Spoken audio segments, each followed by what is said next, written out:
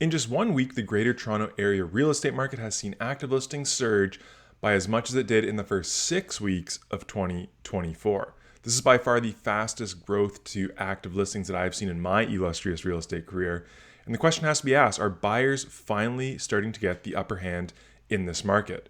In today's video, we're going to dive into this early listing surge and tell you what it means for the market in 2025. Hey everybody, and welcome back to the channel. It's me, Rob Marsiglio, a realtor out here in the Greater Toronto Area who's passionate about the stats and the numbers that drive our market. Every week on this channel, my goal is to bring you numbers, insights, and data to help you as a homeowner or a home buyer make smarter, more informed decisions. So if you're looking to stay ahead of the trends, you are definitely in the right place. In today's video, we're talking about this early listing surge, how it compares to 2024, as well as some other historical years, and what it means for the market over the next few weeks. Before I get into the numbers, if you do enjoy today's video and the contents, don't forget to like it. Also subscribe to the channel so I can reach more people just like you who are looking to make data-driven decisions when it comes to Greater Toronto Area real estate. Let's start with these numbers. So last week we saw active listings jump from 14,946 up to 15,755. That's a 1 week gain of 809 active listings. To put that in perspective, you can see this yellow highlighted section over here. It took us roughly 6 weeks to go from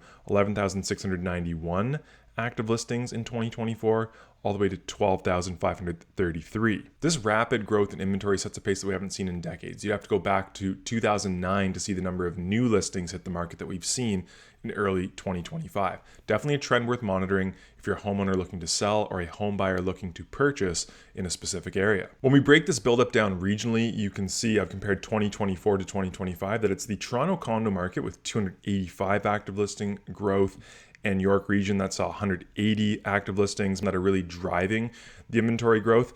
The rest of the market accounts for just over 340 active listings that have hit, being Toronto Freehold, Durham, Peel, and Halton regions. What's interesting about these jumps is the timing that we reached the bottom for active inventory last year versus 2025. So it looks like in 2025, the bottom is already behind us for active inventory.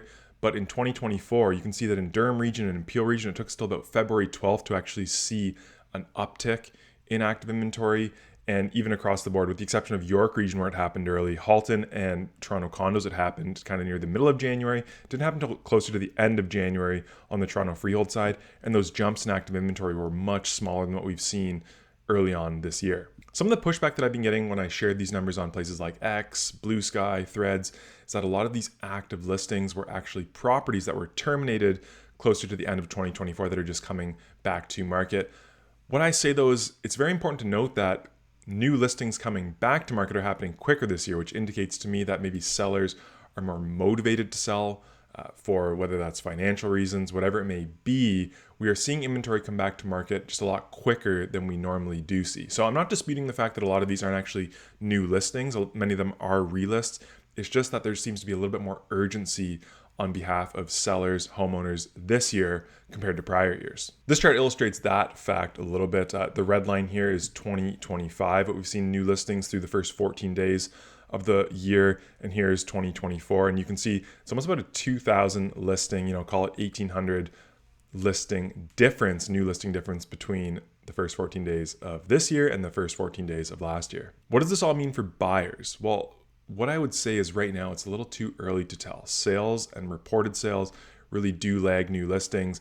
Properties need to be marketed for a bit. Buyers need to get out there and see these properties before writing offers, before sales are actually reported. So I'm going to show you some of the metrics that I'm tracking right now that kind of indicate what is happening with buyer activity early on in 2025. First off is our 30-day rate of sales. Again, I share this weekly over on X, Threads, and Blue Sky. You can see that the 30-day rate of sales is still falling right across the board. And here's something that I shared over on X that kind of highlights what we've seen in terms of sales numbers over the past few weeks. So you can see that early on, the first kind of full week of January 6th to the 12th, we saw 752 reported sales across the Greater Toronto Area. We do need to see kind of more than that 1,050 weekly sales in order to see the 30-day rate of sales increase. And so far, we're nowhere near those numbers. We're about 300 sales shy of where we need to be to see the 30-day rate of sales jump. Now, if sales sustain at this level, we will start to see the 30-day rate of sales climb as we lose kind of the busy period right before the winter holidays.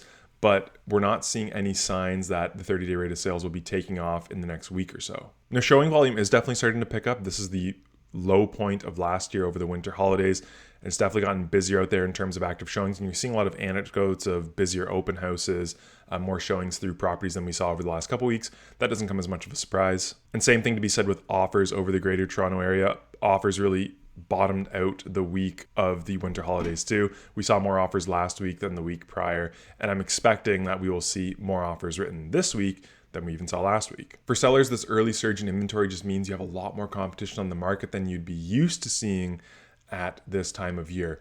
It's been a trend over the last few years that we've seen the spring market slowly creep into winter. You know, some of the biggest price gains that we see are from January to February or February to March.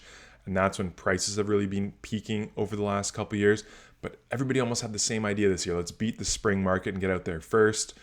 I guess everybody has tied for first now, though. Everybody's out there at the same time, flooding the market with a lot more inventory than we're used to seeing at this time.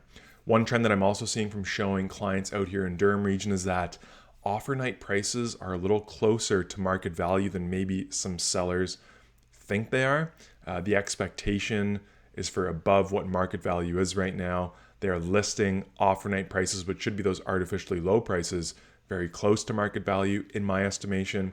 And we're kind of seeing offer nights flop and properties be relisted for higher prices kind of a week after being on the market. One more number that sellers may be interested in is the sales reported as a percentage of new listings through the first 14 days of January. I've done this for every year going back to 2008. And you can see that this is the slowest market, much slower than it was even last year, where we had far fewer new listings, but about the same number of sales through 14 days. So 26% is what this kind of shakes out to be this year in 2025. You'd have to go all the way back to 2009, where it was roughly 16%.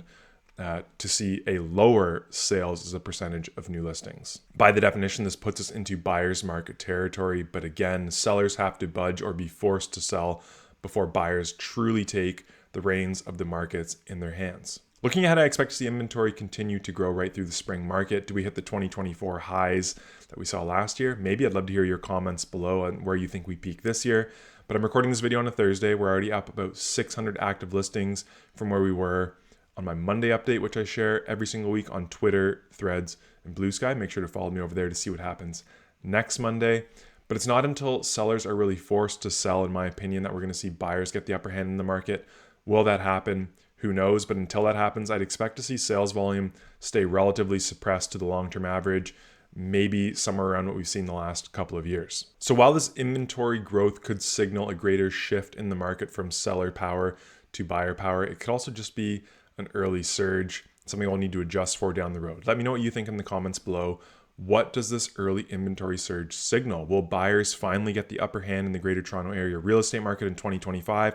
Or will it be another year where sellers can just afford to wait things out, try to get the number they want, but not be forced to sell their properties? Before I go, don't forget to subscribe to the channel for weekly GTA market updates to help you make better data-driven decisions when it comes to your home selling, home purchasing, home leasing, home investing, whatever that may be, journey. If you are planning to buy or sell, let's connect. All my information is down in the description of this video, including a Calendly link where you can book a call with me directly in my calendar. Thanks so much for sticking with me right through to the end of another video. Till we speak again next time, please stay safe and cheers.